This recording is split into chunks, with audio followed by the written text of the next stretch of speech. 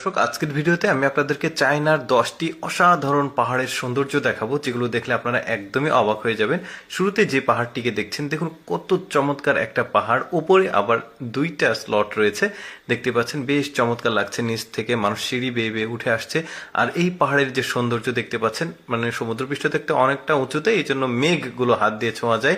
তারপরে এইটা একটা পাহাড় দেখতে পাচ্ছেন, এটা একটা পাহাড় না, এটা একটা অঞ্চল। আর এই অঞ্চলের পাহাড়গুলো বেশ চমৎকার দেখতে, কিন্তু অন্যান্য যে পাহাড়গুলো রয়েছে সেগুলোর থেকে আলাদা, বেশ চমৎকার। উপরে উপরে গাছ দেখা যাচ্ছে, সম্ভবত পাখি কোনো ফল খেয়ে এসে এখানে পায়খানা করাতে ওই পাহাড়ের গাছগুলো উঠেছে। তারপরে এইটা কিন্তু আরেকটা পাহাড় দেখতে পাচ্ছেন, এটা আবার ওই যে অ্যাভাটার মুভির মতো যে জায়গাগুলো আপনারা দেখেছেন, ঠিক ওইরকম জায়গাগুলো বেশ চমৎকার।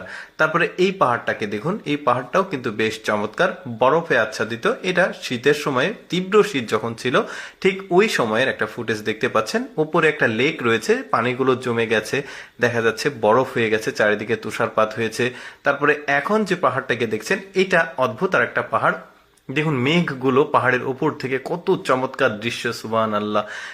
সৃষ্টিকর্তা পৃথিবীতে যে কত সুন্দর সুন্দর জিনিসগুলো তৈরি করে রেখেছে, যেগুলো আমাদের অনেকেরই দেখার সুযোগ হয়নি। তবে আমি চেষ্টা করছি আপনাদেরকে দেখানোর। যেমন এইটা আর একটা পাহাড় ছিল, তারপরে মানে যেটা উপরে কিছুটা মানে তীর্থস্থান রয়েছে তাদের তাদের ধর্মের ব্যাপার আর কি। তো যাই হোক, সেদিকে যাচ্ছি না। এই যে এইটা একটা পাহাড় দেখতে পাচ্ছেন, বেশ চমৎকার, কিন্তু পাহাড়গুলো মেঘগুলো ছুঁয়ে যাচ্ছে। আর এই সৌন্দর্যগুলো দেখার জন্যই আসলে এই পর্যটকগুলো এখানে আসে। দেখতে পাচ্ছেন মেঘগুলো মানুষেরই নিচে আছে মেঘ, বেশ চমৎকার লাগছে। সাদা সাদা তুলোর মতো মেঘ, যেটা আমাদের সাজেকেও দেখা যায়, বেশ চমৎকার। আর এই জায়গাগুলো, এদের পাহাড়গুলো কিন্তু অনেকটাই উঁচু হয় সমুদ্রপৃষ্ঠ থেকে। এটা একটা সম্প্রদায়, তারা এখানে এসেছে সম্ভবত কোনো একটা তাদের সাংস্কৃতিক ব্যাপারগুলো পালন করতে। দেখতে পাচ্ছেন মেঘ উড়ে যাচ্ছে পাহাড়ের মধ্য দিয়ে, কি চমৎকার দৃশ্য। আর ওরা কিন্তু ট্যুরিস্ট যে সেক্টর, ট্যুরিজম সেক্টরকে ওরা সর্বোচ্চ প্রায়োরিটি দেয়। এটার কারণ হচ্ছে ট্যুরিজম সেক্টর থেকে কিন্তু তাদের অনেক মানে টাকা পয়সা আসে। তো যখন এই পাহাড়টিকে দেখুন, অদ্ভুত। এই পাহাড়টির সম্পর্কে জানলে অনেকটাই অবাক হবেন। দেখুন বৃষ্টির সময় যেটা হয়, পাহাড়ে প্রচন্ড পরিমাণে বৃষ্টি হলে চারিদিকে পানিটা গড়িয়ে যায়, অনেক সময় ভূমিধস হয়, অনেক সময় মানে ক্ষতিগ্রস্ত হয় মানুষ।